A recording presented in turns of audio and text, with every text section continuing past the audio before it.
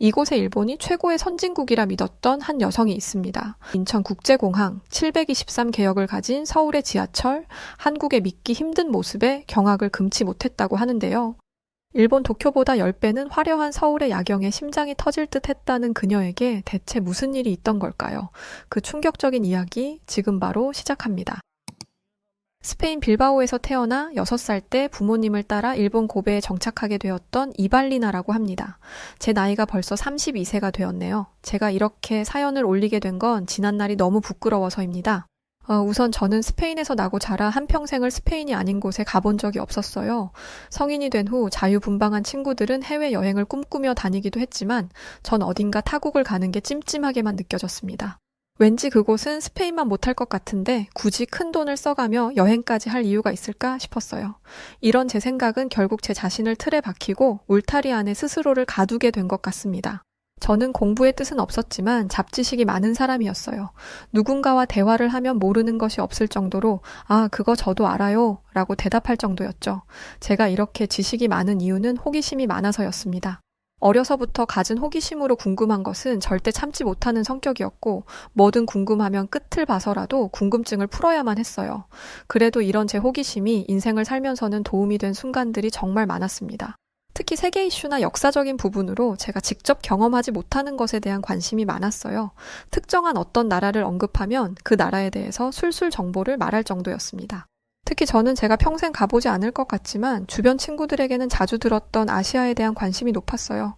특히 중국, 일본, 한국 이 세 나라의 끊임없는 이슈는 저를 늘 자극했고 관련한 모든 정보를 습득해야 마음이 편한 지경에 이르렀어요.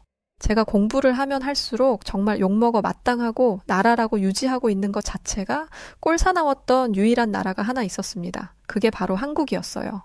한국은 선진국이라고 본인들을 소개하지만 전 태어나 본 나라 중에 가장 후진 곳이 바로 한국이라 생각하며 살았습니다. 실제로 한국 여행을 다녀온 지인에게 이런 말을 하기도 했어요. 너 지금 한국 여행이 즐거웠다고 말하는 거야? 그런 나라 같지도 않은 나라를 다녀와서 자랑할 거리가 된다고 생각해? 정말 잘못된 생각이야. 나였다면 일본을 갔을 거야. 일본만큼 선진국인 나라도 또 없다는 걸 모르는구나. 유명한 것도 많은데 안타깝다.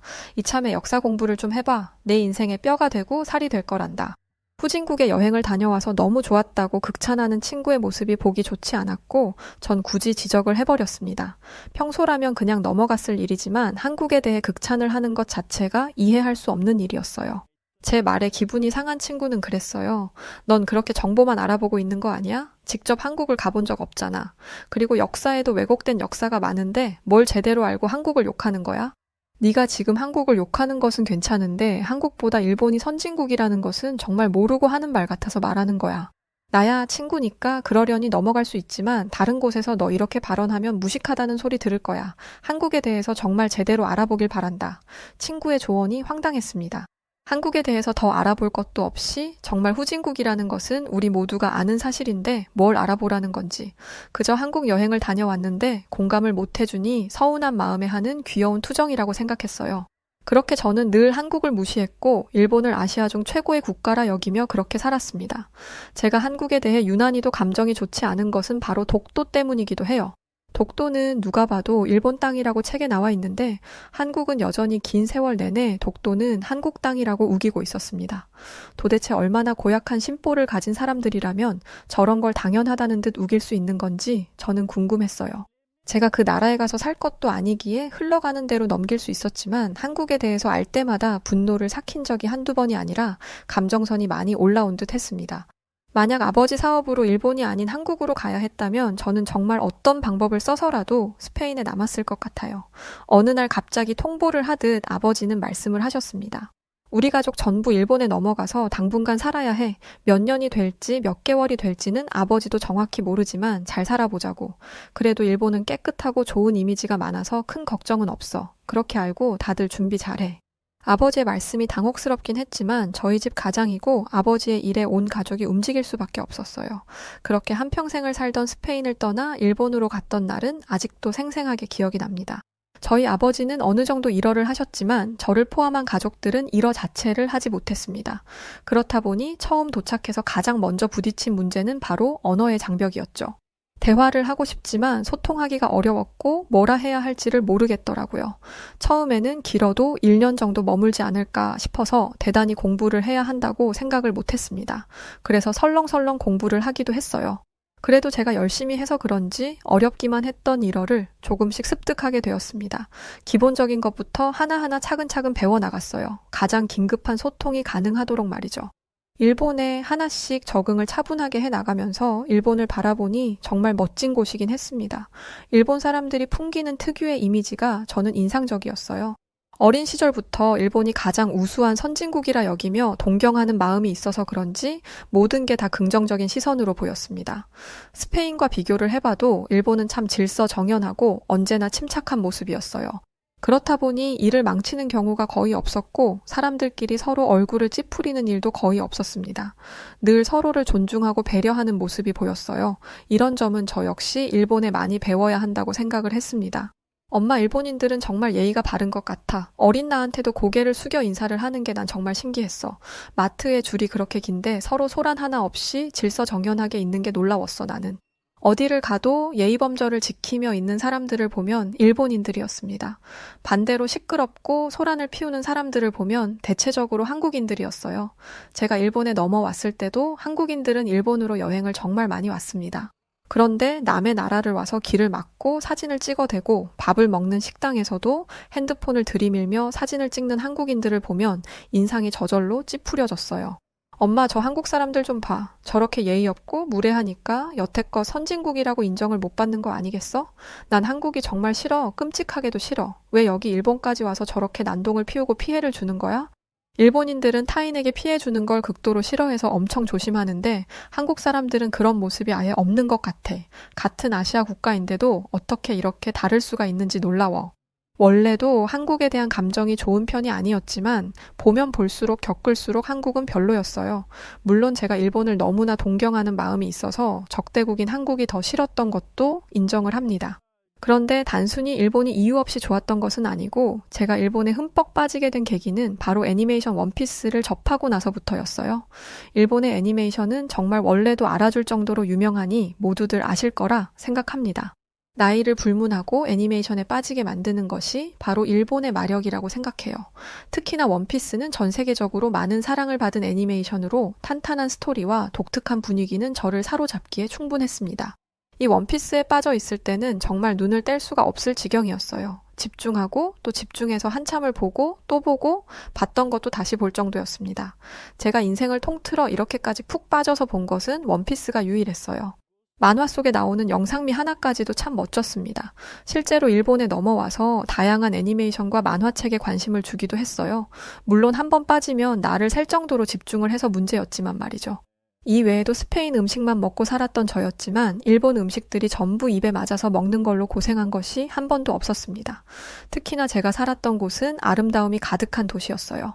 일본 특유의 몽글하고 아름다운 운치 그대로 살려져 있는 경치를 늘 볼 수 있다는 게 좋았습니다. 그리고 무엇보다 일본의 대인배적인 마인드가 참 좋았어요. 일본은 한국이란 가난한 나라를 일으켜 세우기 위해서 많은 공헌도 했다는 역사책을 보면서 그때는 일본에 대한 긍지와 자부심도 생겼습니다. 타국을 일으켜 세우기 위해 저렇게 대신해서 헌신하는 나라는 그야말로 일본밖에 없다고 볼 수 있으니 말이죠. 저는 일본에 대해서 알아갈수록 또 직접 겪을수록 이런 생각을 했습니다. 아, 내가 일본인으로 태어났어도 난 정말 만족하면서 살았겠다. 어쩌면 전생에 일본인이 아니었을까? 라고 생각을 할 정도로 일본을 사랑했어요. 그렇다 보니 가끔 뉴스에서 독도를 두고 한국과 논쟁하는 걸 볼 때면 한국은 대체 왜 남의 땅을 자기 거라고 우기는 거야? 정말 양심도 없는 나라인 것 같아. 라고 생각하면서 열변을 토하기도 했었습니다. 일본이 아니었다면 이미 망하고 없을 나라인데 일본이 그야말로 멱살을 잡고 끌어올려서 이 정도 살게 해줬으면 감사한 줄 알고 살아야 마땅하죠. 그런데 배은망덕하게 더 많은 것을 욕심내고 감사한 줄도 모르는 한국은 비난받아야 한다고 생각했습니다. 일본에서 보내던 모든 시절은 일본에 대한 감동과 한국에 대한 분노로 보냈어요. 일본에서 사귄 친구들도 많아지고 저는 일본 생활이 완벽하게 적응을 했습니다. 1년 정도 있다가 스페인으로 돌아갈 줄 알았지만 저희 가족은 무려 10년 정도를 살았고 결국 저는 취업도 일본에서 했어요. 고베에 있는 한 제약 설비 회사에 격리로 취직했습니다. 첫 직장인 만큼 열정을 쏟으며 최선을 다해 일했어요.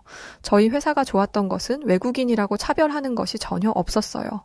오히려 외국인인 제가 적응을 하지 못할까 더 신경을 써주곤 했습니다. 그렇게 일을 하다 보니 말단 직원에서 격리 팀장까지 승진하게 되었습니다. 꿈에 그리던 승진이라 그런지 저는 감격의 눈물까지 흘렸어요. 아무리 일본을 좋아한다고 해도 결국 낯선 타국인데 이곳에서 꿈에 이르던 자리까지 올랐다는 생각에 울컥했습니다. 만약 가족들이 스페인으로 돌아가도 저는 일본에 남아 홀로 쭉 살아갈 생각이었거든요. 그렇게 하려면 얻은 팀장 자리와 같이 탄탄한 직급이 필요했기에 한시름 놓게 되었습니다.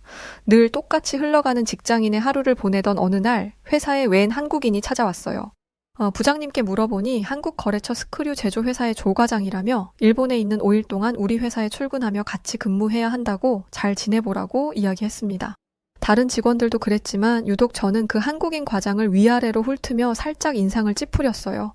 오직 그 사람이 한국인이라 별로 어울리고 싶지 않았죠. 그런 그를 훑으며 말했어요.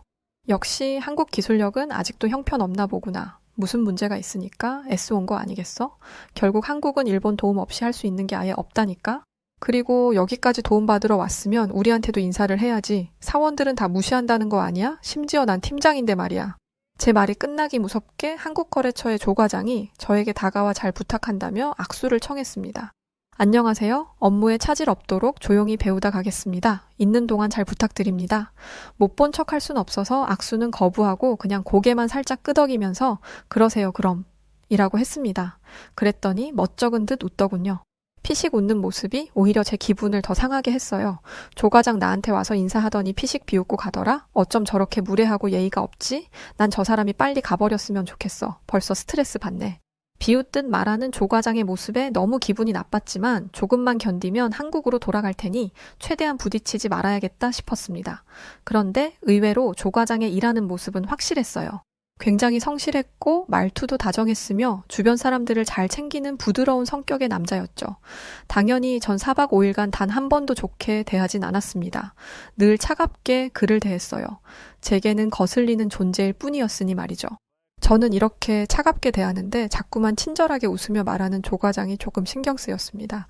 저 사람은 왜 자꾸 나한테 싱글벙글 웃어주는 거야? 속도 없나 정말. 처음엔 짜증이었던 감정이 점점 신경 쓰이고 거슬렸다. 나중에는 자꾸만 눈길이 가더라고요. 뭘 저렇게까지 친절하게 굴어? 어차피 떠날 사람인데.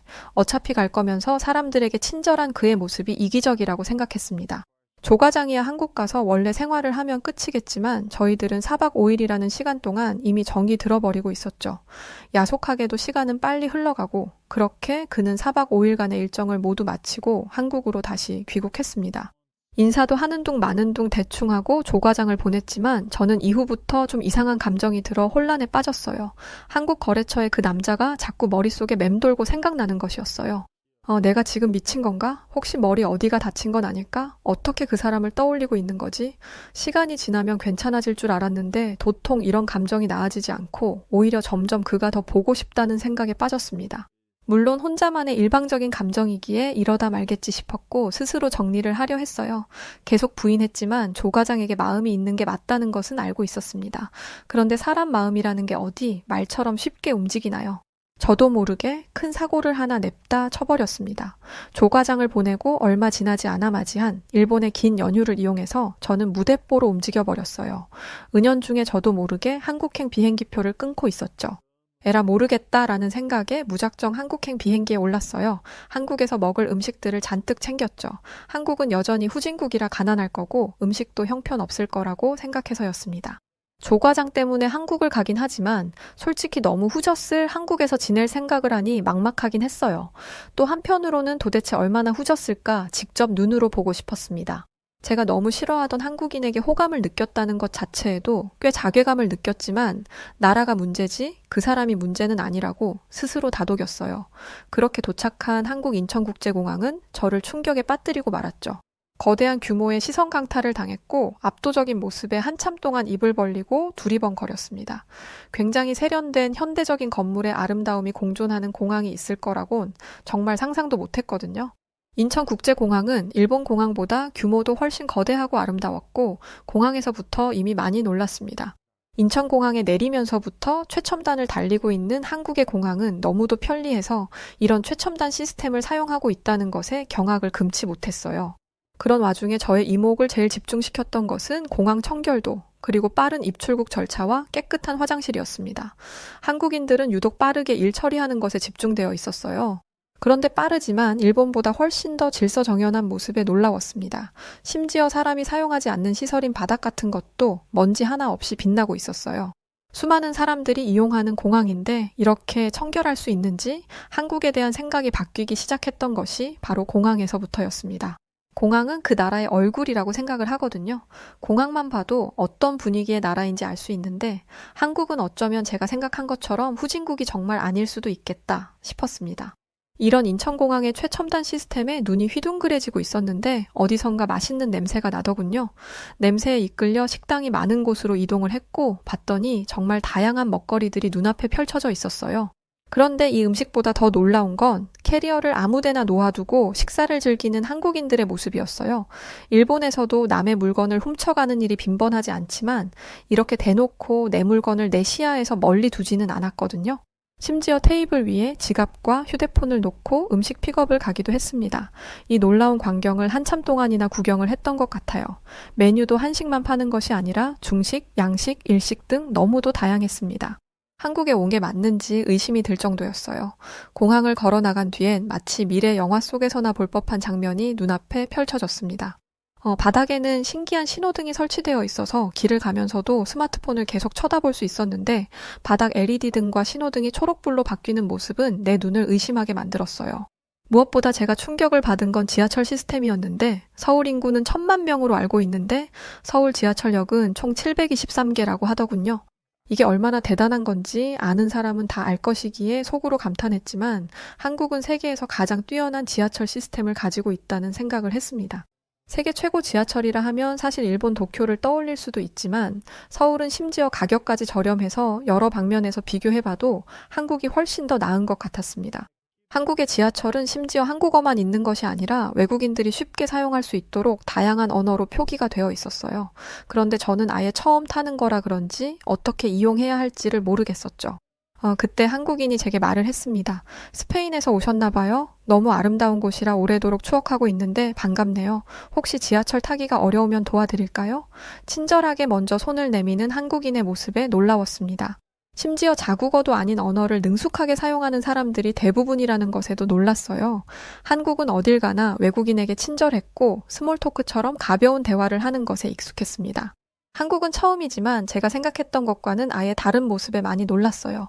놀라움을 금치 못하며 무작정 그의 회사 앞까지 가게 되었습니다. 한국은 연휴 기간이 아니라서 사람들이 일터에서 바삐 움직이고 있었죠. 거래처 회사 앞에서 우물쭈물 어떻게 해야 하나 망설이고 있을 때 누군가 내 뒤에서 세상에 안녕하세요 하고 인사하더군요. 돌아보니 그 남자였습니다. 그 남자의 밝은 미소를 보는 순간 안기고 싶었지만 꼭 참고 어색한 미소를 보이며 인사했습니다. 조 과장? 반가워요. 저는 일 때문에 한국에 왔는데 조 과장을 볼 줄은 몰랐네요.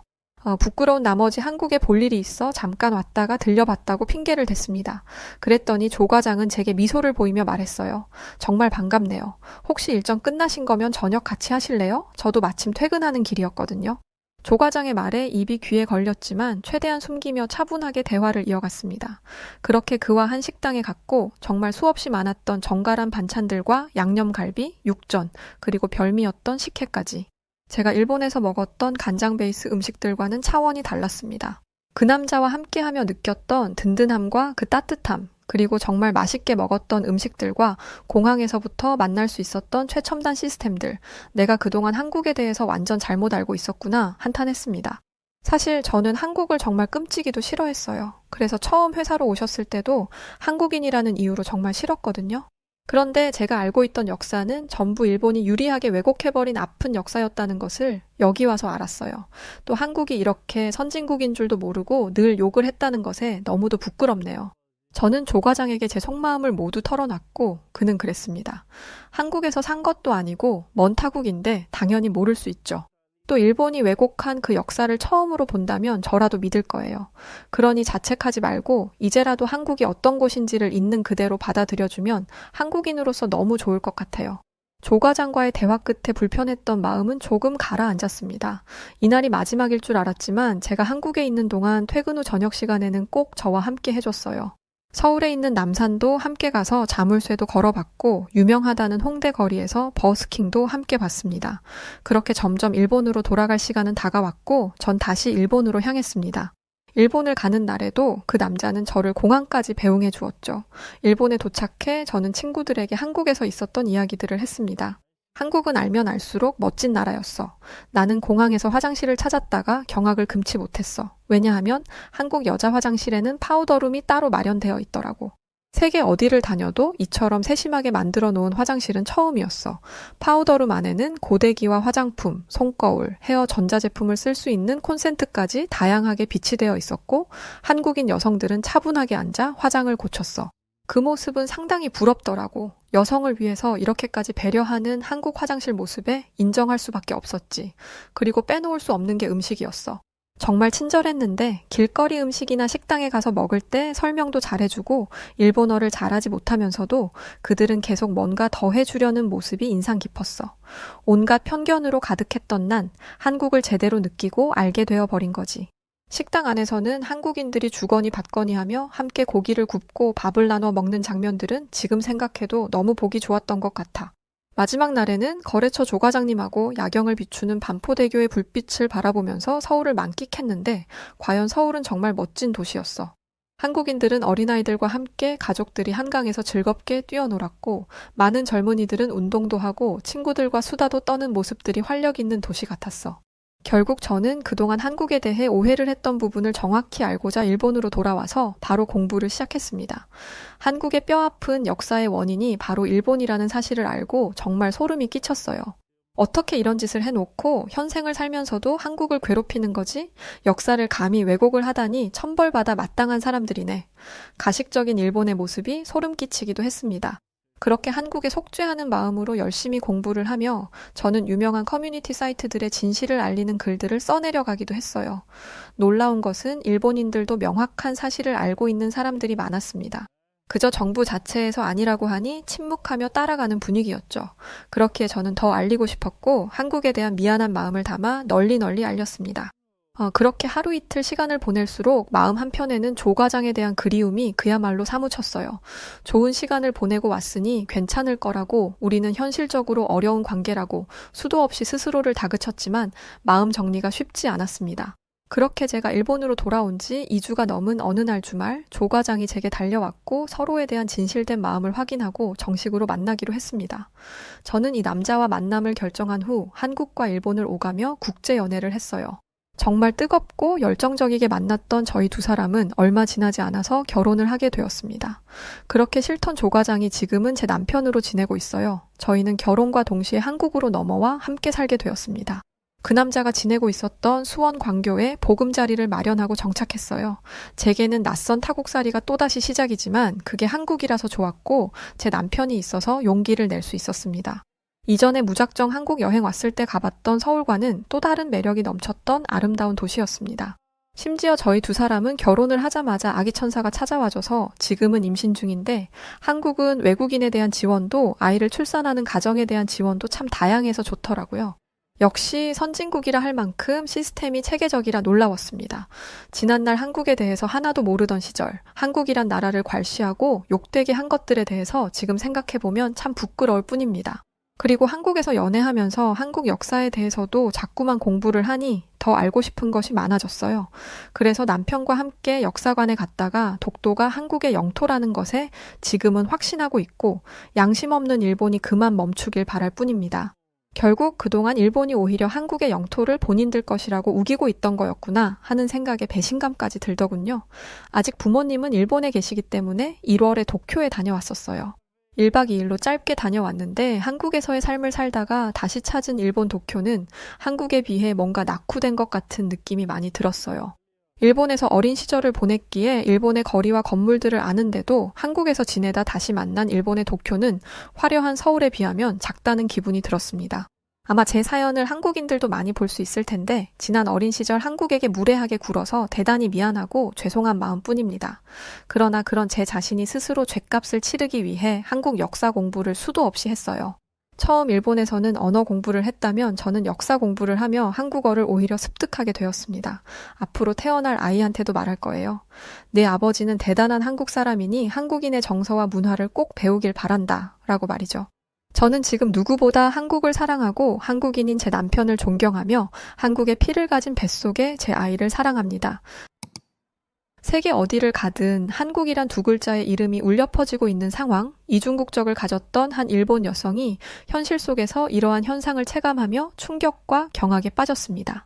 스위스 국제경향개발대학원이 발표한 국가 경쟁력 평가에서도 대한민국은 일본을 18계단 앞서게 되었습니다. 1인당 GNI 역시 한국은 36,194달러로 일본을 한참 추월했습니다.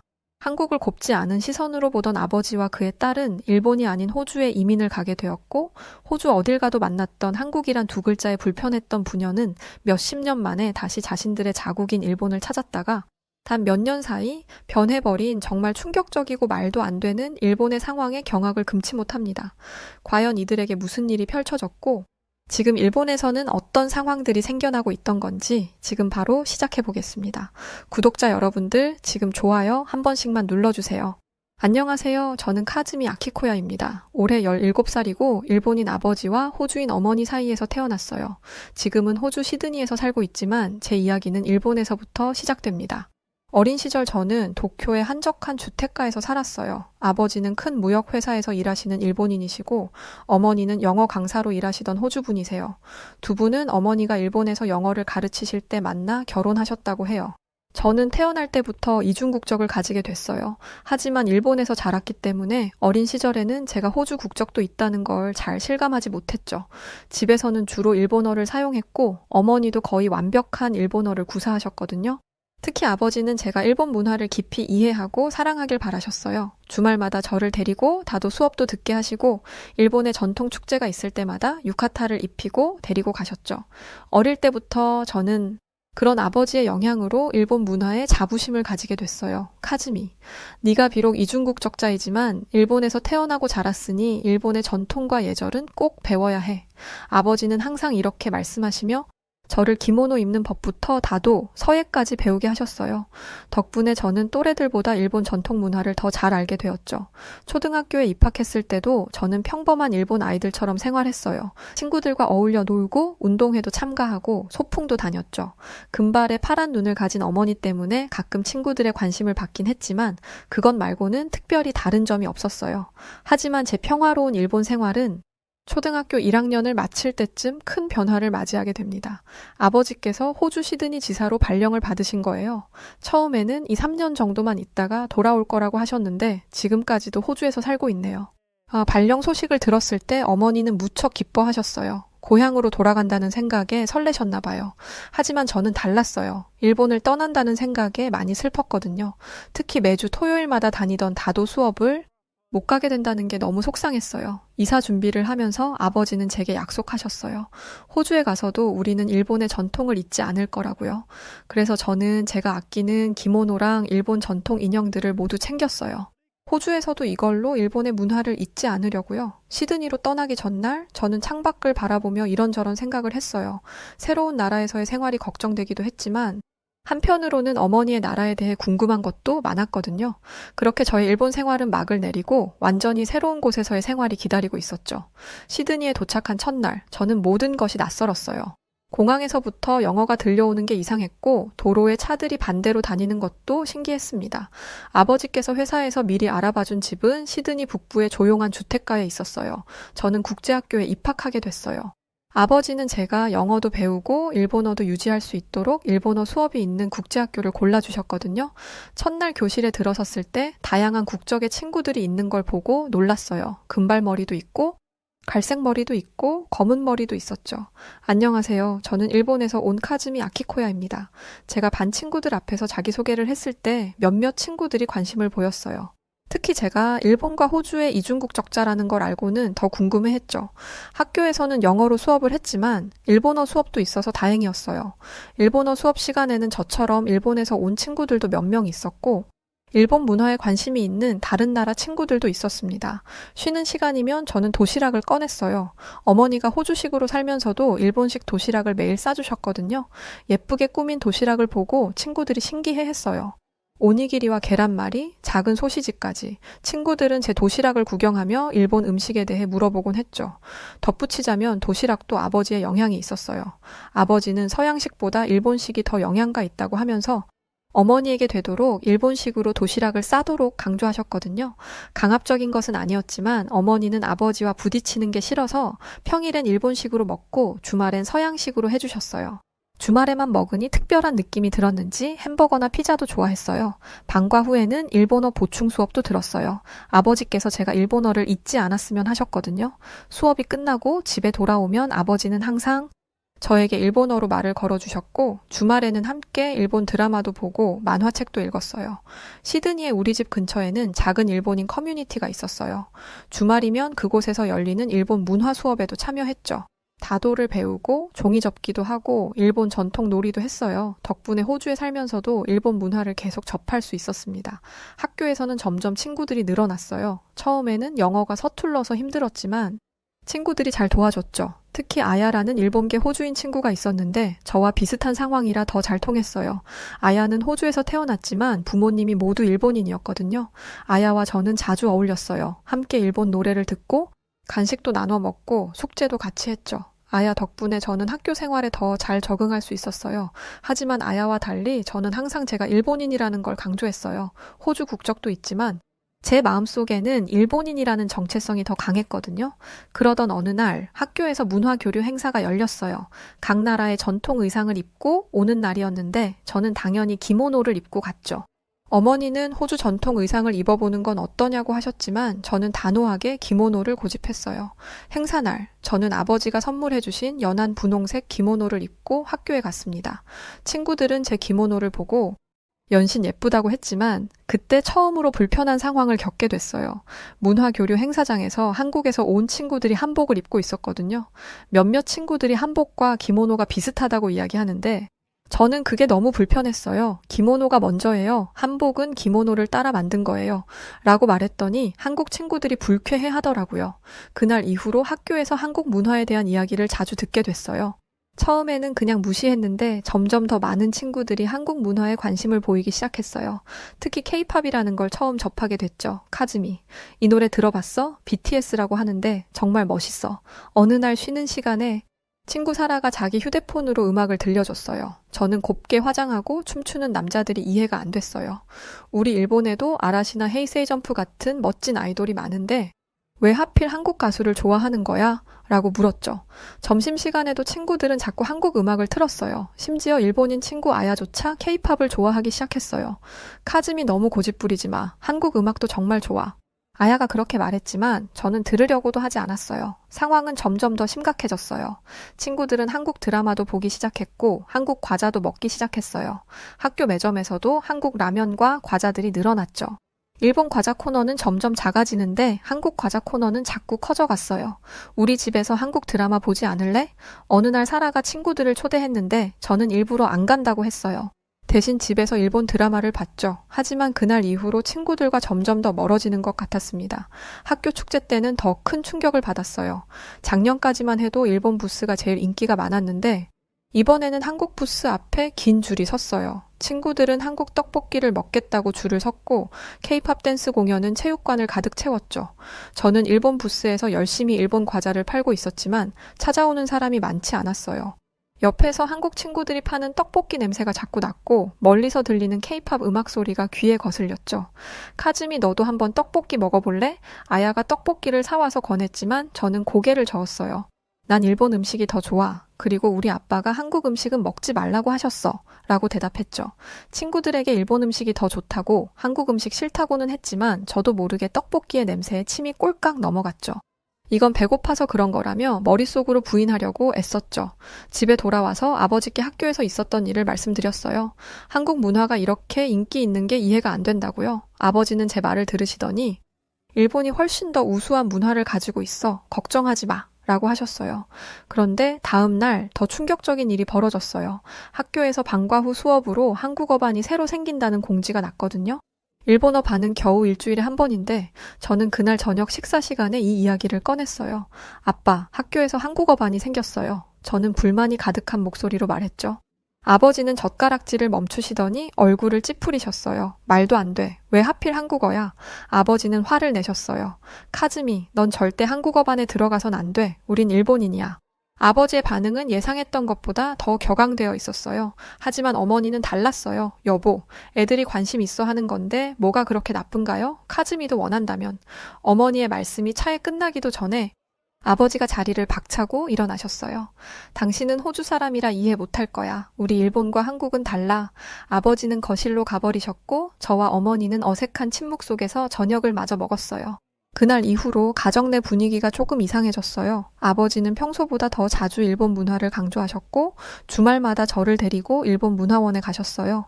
네가 일본 문화를 잊으면 안 돼. 라고 계속 말씀하셨죠. 어머니는 그런 아버지를 보며 한숨을 쉬셨어요. 어느 날은 제 방에 조용히 찾아오셔서 이렇게 말씀하셨어요. 카즈미, 넌 두 나라의 문화를 모두 가진 특별한 아이야. 한쪽만 고집할 필요는 없어. 하지만 저는 어머니의 말씀을 무시했어요. 오히려 아버지의 편에 서서 더욱 일본 문화에 집착했죠. 학교에서도 일부러 한국 관련된 모든 것을 피했고 한국 친구들과도 거의 말을 하지 않았어요. 집에서도 갈등은 계속됐어요. 어머니가 한국 드라마를 보고 계시다가 아버지가 들어오시면 얼른 채널을 돌리셨고 식탁에서는 불편한 침묵이 이어졌어요. 특히 큰 싸움이 났던 건 어머니가 한국 화장품을 사오셨을 때였어요. 아버지는 우리 집에 한국 물건은 들이지 마라 라고 하셨고 어머니는 이건 그냥 화장품일 뿐이에요 라고 대꾸하셨죠. 저는 이런 상황이 너무 힘들었어요. 학교에서는 친구들과 점점 멀어지고 집에서는 부모님의 갈등을 지켜봐야 했으니까요. 특히 어머니가 밤에 혼자 우시는 걸 본 적도 있어요. 더 큰 문제는 제 호주 정체성마저 흔들리기 시작했다는 거예요. 학교에서 호주 문화 수업을 들을 때도 관심이 없었고 호주 친구들과도 잘 어울리지 못했어요. 저는 그저 일본인이고 싶었거든요. 어느 날 학교에서 다문화 페스티벌 준비를 한다고 했어요. 모든 학생이 자신의 문화를 소개하는 발표를 해야 했죠. 저는 당연히 일본 문화를 소개하겠다고 했는데 선생님께서는 카즈미 넌 호주 문화도 소개할 수 있잖아? 라고 하셨어요. 그 말을 듣는 순간 저는 어떻게 해야 할지 몰랐어요. 집에 와서 이 이야기를 했더니 아버지와 어머니의 의견이 또 엇갈렸고요. 그러던 어느 날 아버지께서 갑자기 일본 본사로 복귀하게 되었다는 소식을 전해주셨어요. 호주에서의 생활을 정리하고 일본으로 돌아가야 한다고 하셨죠. 저는 속으로 기뻤어요. 드디어 제가 그리던 일본으로 돌아갈 수 있다는 생각에요. 하지만 일본에 도착하자마자 저는 큰 충격을 받았어요. 공항에서부터 느낌이 달랐거든요. 제가 기억하던 일본과는 많이 달라져 있었어요. 젊은 직원들이 한국어로 인사를 하고 있었고 면세점에는 한국 화장품과 과자들이 가득했어요. 어서 오세요. 감사합니다. 이런 일본어 인사 대신 안녕하세요. 감사합니다. 라는 한국어가 들려왔어요. 아버지도 놀란 표정이셨죠. 도대체 이게 무슨 일이지? 라고 중얼거리셨어요. 새로운 학교에 첫 등교를 했을 때는 더 큰 충격이 기다리고 있었어요. 친구들은 서로 한국어를 섞어가며 대화를 나누고 있었거든요. 대박! 진짜? 언니, 같은 한국어가 일상적으로 오가고 있었어요. 쉬는 시간에는 더했어요. 친구들은 모두 한국 아이돌 노래를 듣고 있었고 급식실에서는 김치와 떡볶이가 인기 메뉴였어요. 심지어 교복 스타일도 한국 드라마에 나오는 것처럼 입으려고 하더라고요. 한 여학생이 다가와서 말을 걸었어요. 혹시 호주에서 왔다고? 나 뉴진스 좋아하는데 호주에서도 뉴진스 유명해. 저는 뉴진스가 뭔지도 몰랐어요. 알고 보니 한국의 인기 걸그룹이더라고요. 수업 시간에도 놀라운 일들이 계속됐어요. 영어 시간에 자기소개를 하는데 친구들은 자신의 최애를 꼭 언급했어요. 심지어 선생님도 저는 BTS의 RM을 좋아합니다. 라고 말씀하셨죠. 점심시간이면 친구들은 한국 연예인들의 영상을 보며 춤을 따라 췄어요. 교실 뒤편에는 한국 아이돌 포스터가 붙어 있었고 필통과 노트도 전부 한국 캐릭터였어요. 방과 후에는 더 놀라운 광경을 목격했어요. 학생들이 한국어 학원으로 몰려가는 거예요. 한국어 배우면 취업할 때 유리하대 한국 기업에 취직하고 싶어서 배우는 거야. 이런 이야기들이 들려왔어요. 거리에 나가도 마찬가지였어요. 시부야나 하라주쿠에는 한국 화장품 매장이 즐비했고 한국 음식점 앞에는 긴 줄이 늘어서 있었어요. 일본 전통 찻집은 찾기 힘들었는데 한국식 카페는 어디에나 있었죠. 저는 집에 와서 아버지께 이런 상황을 말씀드렸어요. 아빠, 일본이 너무 많이 변했어요. 다들 한국 문화에 빠져 있어요. 아버지는 한숨을 쉬시더니 일시적인 현상일 거야 라고 하셨지만 그다지 확신이 없어 보이셨어요. 다음 날 담임 선생님께서 이번 주말에 한국문화체험 행사가 있다고 공지하셨어요.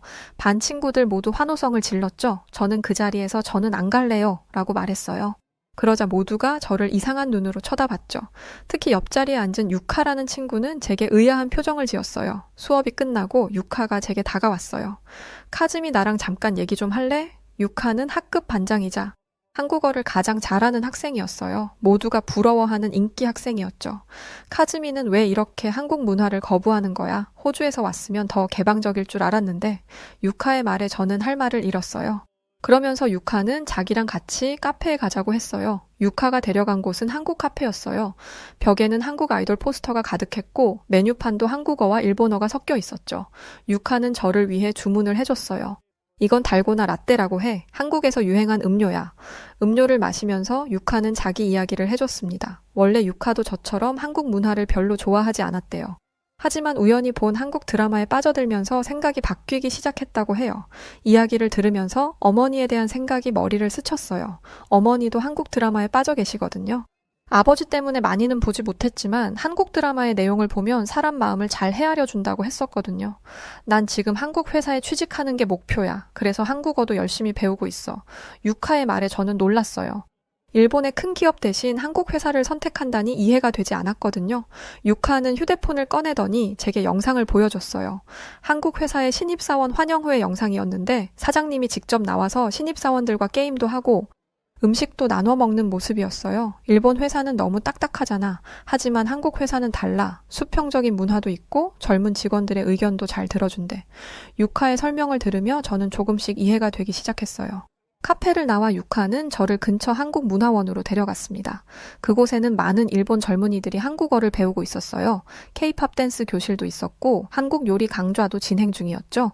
여기서 보면 우리가 한국 문화를 좋아하는 게 이상한 게 아니란 걸 알 수 있잖아. 다들 자연스럽게 받아들이고 있어. 유카의 말에 저는 대답하지 못했어요. 집으로 돌아가는 길에 유카가 주말 문화체험 행사에 같이 가자고 다시 제안했습니다. 한 번만 가보면 어떨까? 네가 생각하는 것만큼 나쁘지 않을 거야.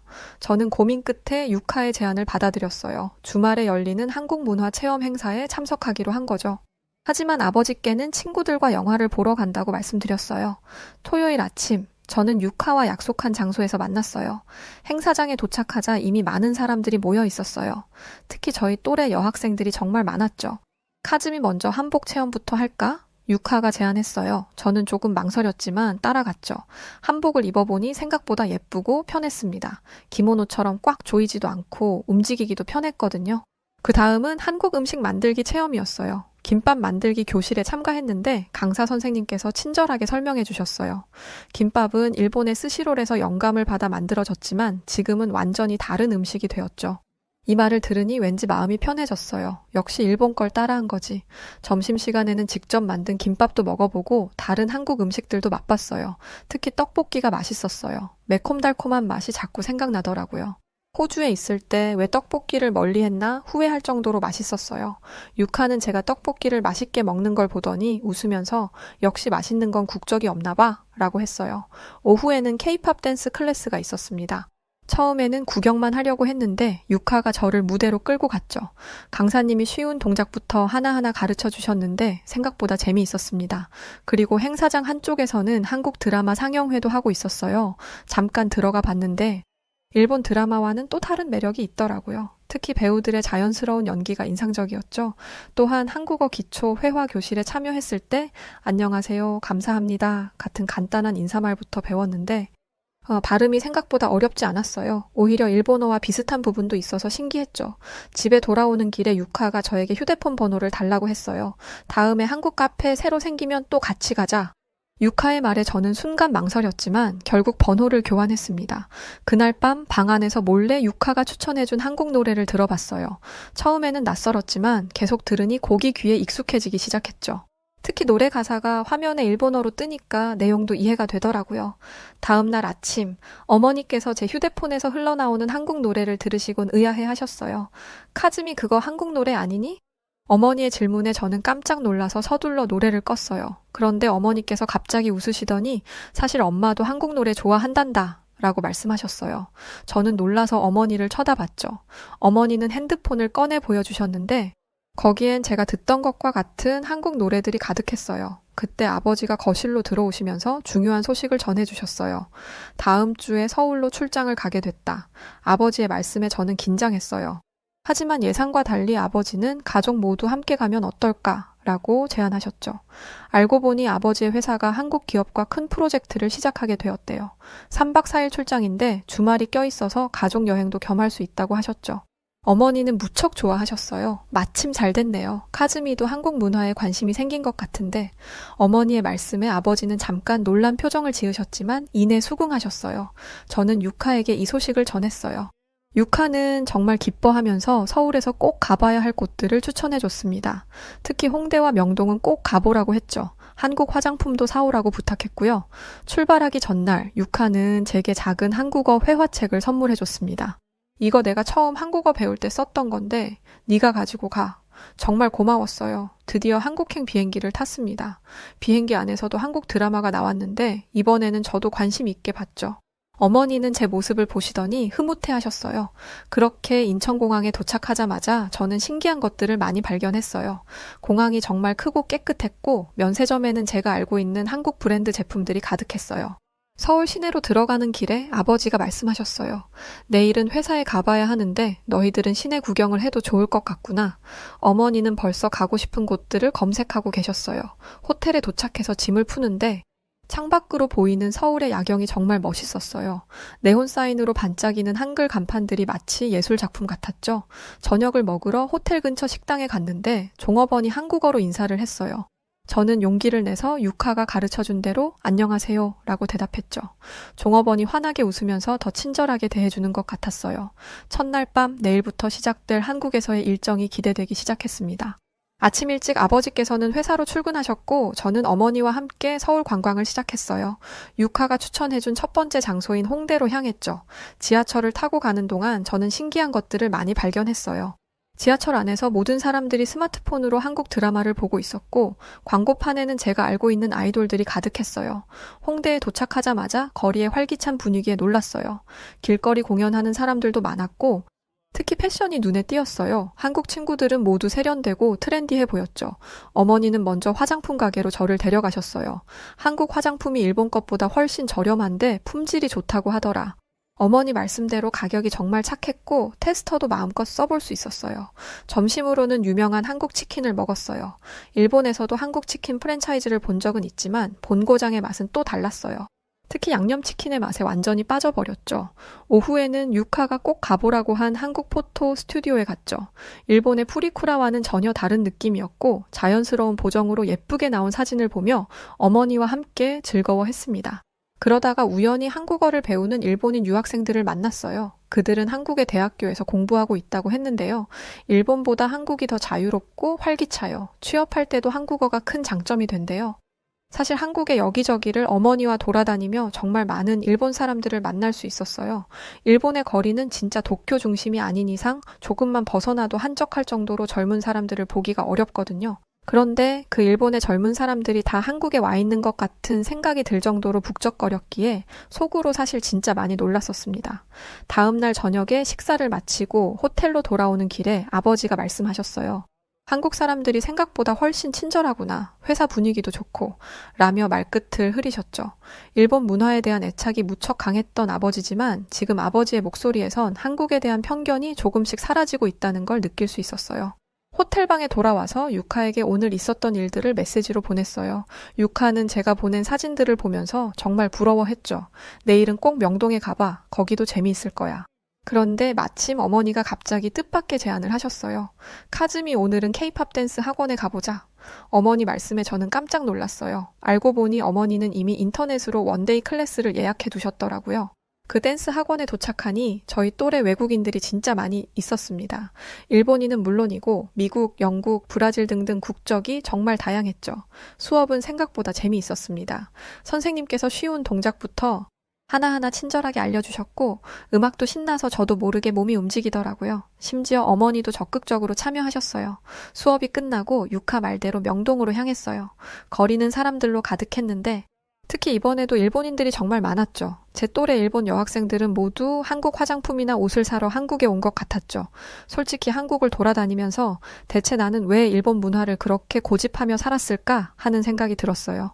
내가 호주에서 지낼 때도 솔직히 말씀드리면 일본의 문화를 찾아보기는 진짜 힘들었거든요.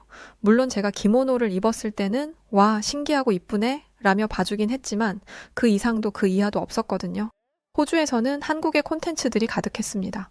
한국의 노래, 한국의 드라마, 한국의 음식, 한국 연예인 등등 온통 한국에 대한 이야기들 뿐이었지 일본에 대한 뭐가 없었으니까요. 그리고 다시 일본을 찾았을 때 일본 공항에서부터 들리던 한국어들과 한국의 식료품, 한국 제품들이 전시되어 있었고 제 친구들은 한국말을 섞어가며 대화를 할 정도로 이미 한국이 일본 젊은 사람들을 집어삼켰었죠. 어딜 가나 한국이었으니까요. 일본으로 돌아온 후 저는 많이 달라졌어요. 더 이상 한국 문화를 거부하지 않게 됐고 오히려 적극적으로 받아들이게 됐죠. 유카와도 더 가까워져서 주말마다 한국 카페에 가고 같이 한국어도 공부하게 됐어요. 평생을 일본만 강조하던 분이 이렇게 바뀐 것만 해도 엄청난 변화였습니다. 저는 이제 알게 됐어요. 문화에는 우열이 없다는 걸요.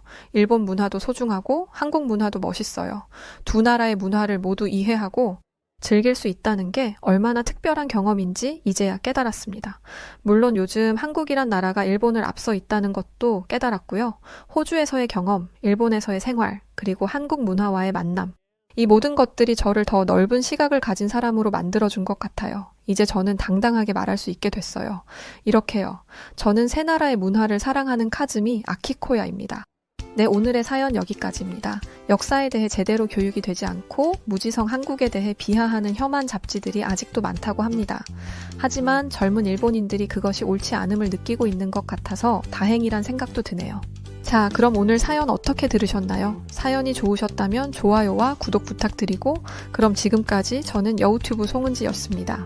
그리고 여러분 좋아요 한 번씩만 꼭 부탁드릴게요. 그럼 정말 힘이 날 것 같습니다. 저는 더 재밌는 사연으로 돌아올게요. 영상 봐주셔서 감사드리고 새해 복 많이 받으세요. 그리고 늘 건강하세요. 고맙고 사랑합니다. 당신만의 여